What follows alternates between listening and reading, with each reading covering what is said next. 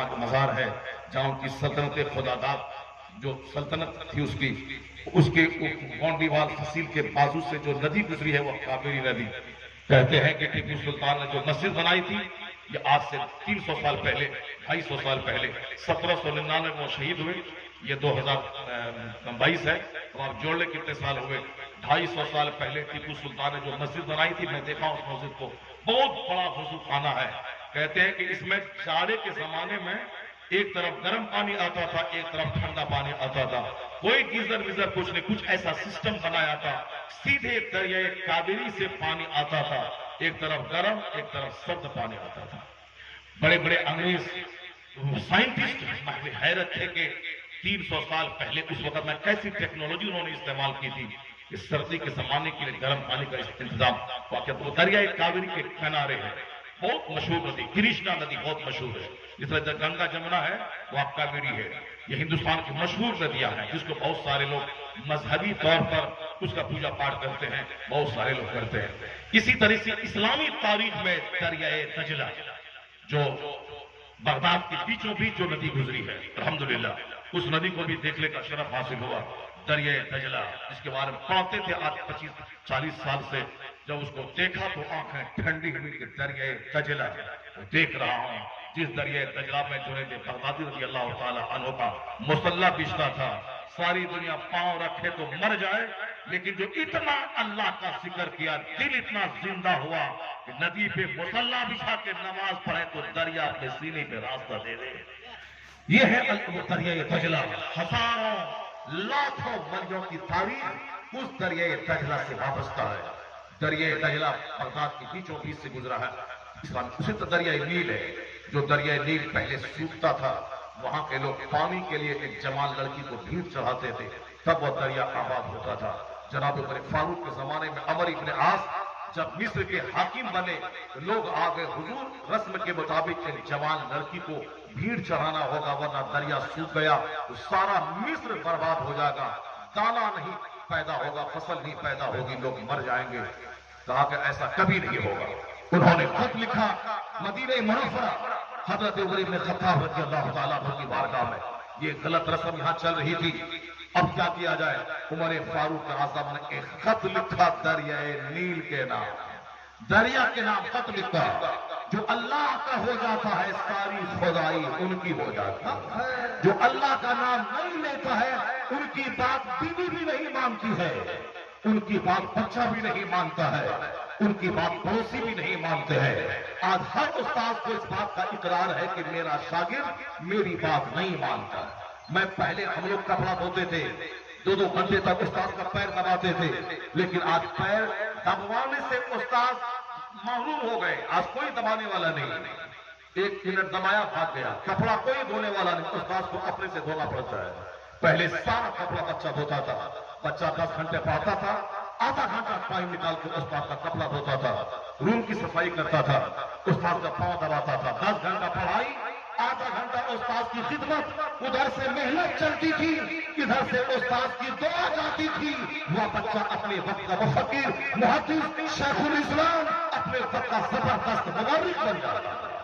ایک طرف سے محنت جاتی تھی, ایک طرف سے استاد کی دعا. آج محنت بھی نہیں ہے, استاد کی دعا بھی نہیں ہے. اسی لیے کروڑ میں کروڑ بچہ سب فیلیور ہوتا ہے. صرف داڑھی ہے, سر میں ٹوپی ہے, بدن میں جبہ ہے, قابلیت کے نام پہ زیرو.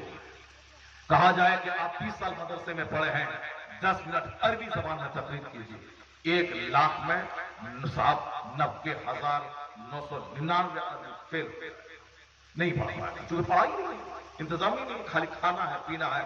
جہاں کچھ ہوا نہیں, مدرسہ میں نہیں رہیں گے, یہاں پتلی پتلی دال مل رہی ہے اور روٹی مل رہی ہے, کوئی سسٹم نہیں. بھائی خالی صرف ایسے ہی پگڑی باندھ دیا, ہو گیا, حافظ بن گیا.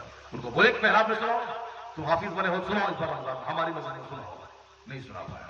پھر کیا نہیں دور کرنا ہے. ارے یہ کون دور ہے؟ 6 سال میں حفظ کیا پورا, اب دور الگ سے کیا دور ہے, کون سی دور ہے, کس چیز کا دور ہے؟ 7 سال پڑھنا ہے اور 3 سال دور کرنا, اس کے بعد کچرا رہے گا. پڑھتا ہی نہیں, صرف ٹائم پاس کرنا ہے. صرف باپ پیسہ دیا, وہ آج کل موبائل میں ریچارج کروانا ہے, ایسے بات بچے تباہ. जिस तरह इंजीनियर डॉक्टर बनता है लाखों में एक, उसी तरह मदरसे में भी लाखों में एक आदमी अच्छा आलिम बनता है। लाखों मस्जिद में नमाज पढ़ा देना, इन्ना आतना कल कौसर कुल्लाहु अहद, जुमा के दिन नूरानी तकरीर रट करके एक करामत बयान कर देना है, खाना पीना 10-20 से टिफिन आ रहा है, आराम से खा रहे हैं, सो रहे हैं, वो 10,000 महीना है मिला, फातिहा पैसा मिल गया, बाइक खरीद लिया, पेट्रोल भराया, अपना घूम रहे हैं, उसी मस्ती है। वो आसान है, लेकिन दरसगाह में बैठ करके मुल्ला हसन पढ़ाना, दरसगाह में बैठकर बुखारी पढ़ाना, दरसगाह में बैठकर हिदायतुल हिकमत पढ़ाना, दरसगाह में बैठकर फलसफा पढ़ाना, ये मुश्किल है, लाखों में कोई मिलेगा। ये आसान काम है। जब मैट्रिक कोई फेल कर गया, बच्चा को पढ़ाने लगा तो मास्टर साहब मैट्रिक फेल है, मास्टर साहब क्यों ट्यूशन पढ़ा रहा है। उसी तरह से मदरसे में कोई 1 साल पढ़ा, उर्दू भी लिखना नहीं जानता है, मौली साहब, वहां मास्टर साहब या मौली साहब हो गया। असल में मौली साहब को होता है जो 10 साल पढ़े और अरबी ज़बान पे महारत हासिल करे, उर्दू कायदे से बोले, कायदे से लिखे, वो है मौलवी साहब। आइए है मौली साहब जिसको उर्दू भी ठीक से नहीं आती है, सिर्फ वहां कुरान खानी किया है, पैसा कमाया है, जूता चप्पल टोपी किया है, पढ़ाई के नाम पे कुछ नहीं किया। फारसी की पहली भी लाइब्रेरी से उठाया है, मिजान मुर्शद भी लाइब्रेरी से उठाया है। जो फारसी की पहली मदरसे से लाइब्रेरी से लेके पढ़ेगा वो कोई बच्चा है, तालिब इल्म है, वो तमाम सिलेबस की सारी किताबें अपने पैसे से खरीद। इस तरफ कुरान खानी का माहौल है, नजराने का माहौल है, अगर चाह ले बच्चा तो दूसरा काम नहीं होगा। सिर्फ किताब जो फारसी की पहली से लेके बुखारी शरीफ तक दरसगाह की सारी किताबें वो अपने पैसे से खरीद सकता है, अपने पढ़ने के बाद अपने घर में रख सकता है, जब भी मौका मिले किताबों का मुताला कर सकता है। हर मौलवी का घर लाइब्रेरी में तब्दील हो सकता है। तो उस मौलवी से अगर पूछा जाएगा ये मसला क्या है, वह सर खुजला के फोन करके दूसरे मुफ्ती से नहीं बोलेगा, इधर मुताला जो कसरत से करेगा, इधर सवाल आया, इधर से जवाब निकल जाएगा। जो मुताला ही नहीं करेगा तो सर तो खुजलाएगा, वो फोन 50 मुफ्ती का रखेगा, यहां से फोन करेगा तो और वह जवाब देगा, तब इनको बतलाएगा कि ये है। यही सारा काम हो रहा है मदरसे में, सब खाली खाना पीना और साहब रस्म निभाना, और यही काम कॉलेज में भी हो रहा है। 1 लाख लड़की पढ़ती है, 1 लड़की डॉक्टर बनती है, अब बाकी सारी लड़कियां इससे प्यार, उससे लव, उससे मोहब्बत, इससे अफेयर, उससे वहां होटल में जाना, जुब्बा पहन के बैग में डाल लेना, वहां मस्तियां करना, पार्क में हिंदू लड़कों के साथ बैठ के बातें करना, मोहब्बत परवान चढ़ी, अपना मजहब छोड़ करके उसी के साथ भाग के शादी कर लिया। यही सारा हो रहा है। डॉक्टर बन गई 1, इंजीनियर बनी 5, और इज्जत लूटी 95%। चेहरा खराब, हाथ खराब, जिस्म खराब, बदन खराब, और ये खंखर होने के बाद 38 साल में शादी, ये दूसरे खंडा बुड्ढा से 40 साल से, जो 40 साल तक स्कूल कॉलेज में पढ़ा, नौकरी तलाश किया और हमेशा साथ मुश्तजनी, हैंड प्रैक्टिस, इस्लामबाजी, सेनाकारी, तवायफ के कोटे पे वर्मा, जवान हुआ 18 साल में, शादी हो रही 40 साल में। इस बीच में जो अच्छा है तो अच्छा है, वरना अक्सर लोग तबाह हो, बर्बाद है। लड़का भी तबाह, लड़की भी तबाह। तो लड़का ने भी अपनी मस्ती की तो दूसरी जगह, लड़की ने भी मस्तियां की दूसरी जगह। अब आखिर में ये दोनों मस्त की शादी हो गई, वो भी बुढ़ा, ये भी बुढ़ी। अब कौन औलाद पैदा होगी? अगर एक औलाद पैदा हो भी गई तो नाकारा औलाद। समाज जोकरों से भर गया, समाज लुच्चों से भर गया, समाज साहब शरीरों से भर गया। कैसे नहीं भरेगा? कमजोरों से समाज भर गया। जैसी जमीन वैसी फसल, जैसा दरख्त तो वैसा फल, जैसा पौधा वैसा फल। जमीन माँ की ही गलत है तो क्या अच्छी फसल पैदा होगी? बाप बीज डालने वाला यही तबाह हो चुका है तो क्या अच्छी औलाद समाज को देगा? कुदरत का कानून है, जब माँ हो आमिना जैसी और बाप हो अब्दुल्ला जैसा, तब होता है बेटा मोहम्मद रसूलुल्लाह जैसा। कुदरत का कानून है, जब माँ हो फातिमा जैसी और बाप हो अली जैसा, तब बेटा हसन और हुसैन पैदा होता है।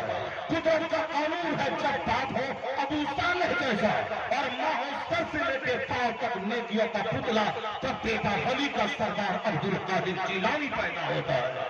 जब माँ हो तहज्जुद गुजार और बाप हो सैयद गयासुद्दीन जैसा जाहिद, तब बेटा 90 लाख काफिरों को कलमा पढ़ाने वाला मोइनुद्दीन अजमेरी जन्म लेता है। और जब माँ हो अबूबकर ज़ाहिदा और बाप हो मुत्तकी, तब बेटा तारिक सल्तनत महबूब अशरफ जहांगीर सिंधानी पैदा होता है।